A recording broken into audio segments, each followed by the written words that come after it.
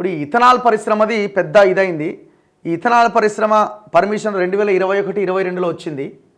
విషయం ఏంటంటే మాకు సంబంధం లేదన్నటువంటి తలసాని మన కాంగ్రెస్ అయిన మహేష్ కుమార్ గౌడ్ బయట పెట్టిండు. దీనికి డైరెక్టర్గా ఉన్నది ఎవరు? తలసాని శ్రీనివాస్ యాదవ్ కొడుకు తలసాని సాయి కిరణ్ అని బయటపెట్టారు. ఆయన ఇంకొకటి ఏంటంటే కంపెనీ పుట్టా మహేష్ అని ఆయన ఏలూరు ఎంపీదని అంటున్నారు.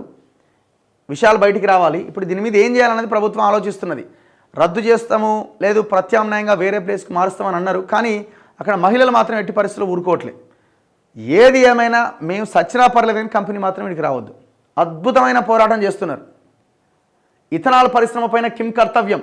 కేంద్రం నుంచి కేవలం ఇథనాల్ తయారీకి అనుమతి. గత ప్రభుత్వ హయాంలో ఇతర ఉత్పత్తులకు ఓకే.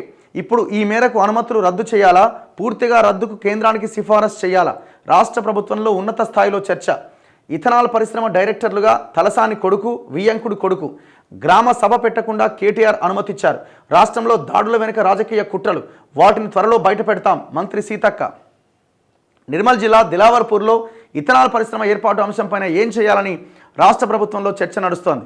పెట్రోల్లో కలిపేందుకు ఇథనాల్ తయారీ కోసం మాత్రమే కేంద్ర ప్రభుత్వం అనుమతులు ఇస్తే, గత బీఆర్ఎస్ సర్కార్ మద్యం తయారీలో అవసరమయ్యే extra neutral alcohol, industrial absolute alcohol లాంటి ఉత్పత్తుల తయారీకి అనుమతులు ఇచ్చింది.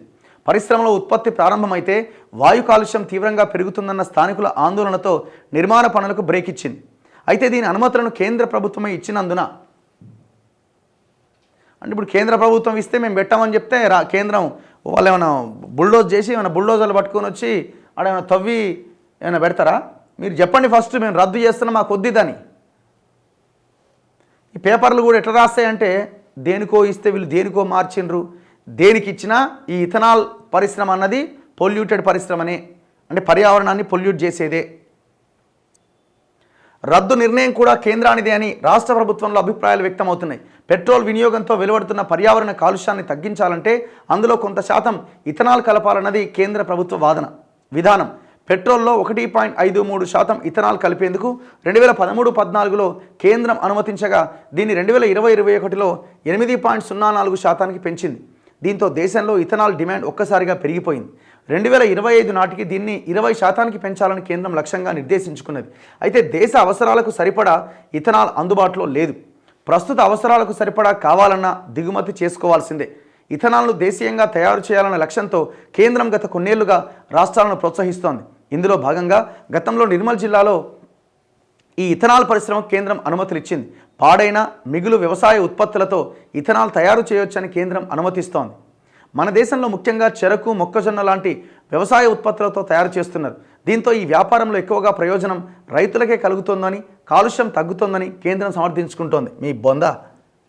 దానివల్ల పర్యావరణం పూర్తిగా దెబ్బతింటుంది. ఈ ఇథనాల్ కానీ ఫార్మా కానీ భయంకరం అన్నమాట. ఇంకా 1 కోటి లీటర్ల ఇథనాల్ కలిపిన పెట్రోల్ 20,000 టన్నుల కార్బన్ డైఆక్సైడ్ తగ్గిస్తుందని పేర్కొంటోంది. అయితే నిపుణులు, పర్యావరణవేత్తలు మాత్రం మరోలా చెబుతున్నారు.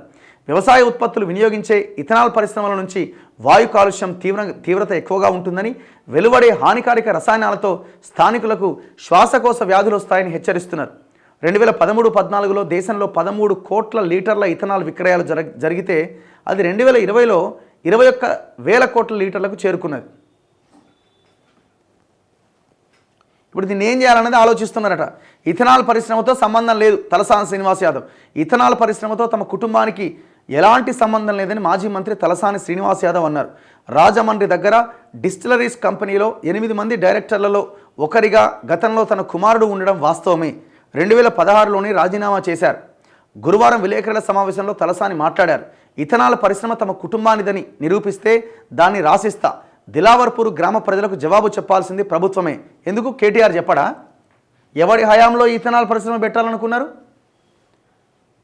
రాష్ట్ర ప్రభుత్వం చెప్పాల్సిందే, కేటీఆర్ చెప్పాల్సిందే. దీన్ని తీయాల్సిందే అక్కడి నుంచి. ఎట్టి పరిస్థితుల్లో ఆ ప్రాజెక్ట్ని అక్కడ పెట్టడానికి వీల్లేదు. ఏ ఫార్మా కంపెనీ మ్యానుఫ్యాక్చరింగ్ యూనిట్ ఈ తెలంగాణలో అక్కర్లేదు. చాలు.